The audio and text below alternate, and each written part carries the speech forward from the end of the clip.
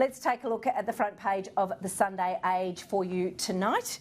And it says PM's urgent plan to fix benefit shortfall. Now, we can see that different governments around the world are doing things differently. In the UK, of course, we can see that 80% of a salary up to about $5,000 a month is getting paid. I'm speaking to lots and lots of people, Mike, who are having to let their staff go, their employees go, saying, look, take your holiday pay and sick pay, there's nothing more we can do. Eric Bagshaw writes in The Age tomorrow that Federal Cabinet will move to plug a hole in the welfare system that would have seen up to 400,000 Australians laid off during the coronavirus crisis miss out on Centrelink benefits. The imminent move to be delivered without Parliament sitting will see changes to the benefit cliff, which is that hard threshold that would have left families struggling to keep up with the cost of living. What do you make of how this has been playing out? We saw those queues, Mike, at the start of the week, people lining up for Centrelink benefits. I agree with Peter Credlin. I like the idea of the employer being funded and being able to pay. It keeps you tethered to your job. It gives people certainty. I'm not sure that these places who are having to let people go and join the unemployment queue is the right way, Mike. The question, of course, is will they be able to come back again? And I'm inclined to go along the lines you're suggesting. If I were King of Australia, I would probably go further and really close the borders and try to get back to being the nation that we once were by funding startups, by encouraging manufacturing again in this country. When you talk about manufacturing being lost, people say, oh yes, cars, and maybe TVs and kitchen appliances, yes. What about medicines and clothes and all those things?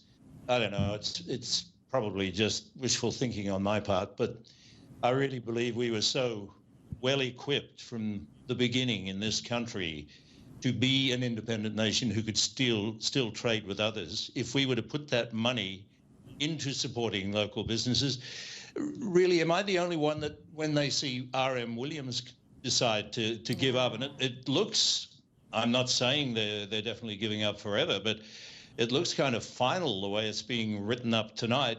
R.M. Williams, another great Australian brand, and of course all those people who don't have jobs and don't have jobs to go to, Jane. What are we going to do for the bigger picture?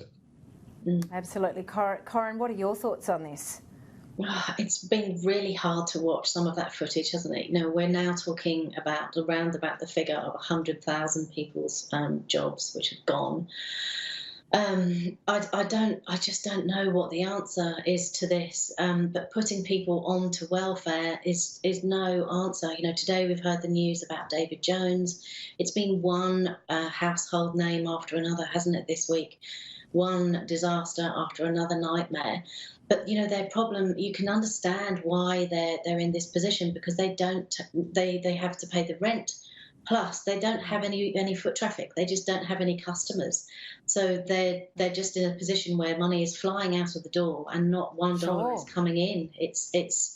There is no easy answer to this. And seeing the queues, I think, literally from day one, I saw the queues here on the Gold Coast on Monday morning and didn't realise what they were for to start with, and then put it all together. But there were hundreds of people, and it was really. It all became very real on seeing that. Yeah, I agree. Kel, have we got? My view is we haven't got it right. I had thought that the way Boris Johnson was doing things, they were doing things in the United Kingdom, seemed to work. And I understand that they're saying, well, Centrelink and these processes are in place. But my understanding is that we could replicate what's happening in the United Kingdom without too much difficulty. I think you're exactly right. By deciding to go down the welfare road, it means no one gets paid until the 27th of April. That's one of the problems, right? It's all too slow for people who are trying to pay bills every week. The other thing that I understand, and I'm happy to be corrected if I've got this wrong, in 2017 there was a new computerised system put in with the ATO, which meant that the the ATO has got real-time access to what everyone's wages and salaries are, so that it was for the purposes, obviously, of keeping up with tax. But once you've got a computer system which has got real-time calculations on what people are being paid, you could use that system to put money back into the employers and to pay the people through their employees, which is what you're suggesting, Jane. Yeah, and what they're doing in the UK. Now, you don't have to go as far as the UK and guarantee 80% of people's salaries if you guaranteed 60% of their salaries. You know, you'd go a long way towards what we're doing through the welfare system without putting people onto welfare. Yes, I agree. It's not good. There's got to be it's a better not way. good.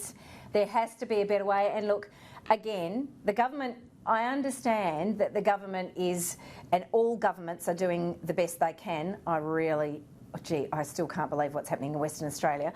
But it's all very well, and people say you can't be an armchair critic. It's all very well to sit back and watch, but our job is to watch, come up with ideas, listen to talkback callers, look at what's happening around the world. I think governments are trying their very, very best. No one wants to be the government that's in charge of a recession. No one wants to be a government that has a lot of deaths from COVID-19. Everyone's doing their level best, but I think we are seeing mistakes being made along the way, and that goes with the Centrelink payments, and it certainly goes with what is unfolding in Western Australia and those patients going to private hospitals who simply are not ready, and I don't think have got the capability to deal with them.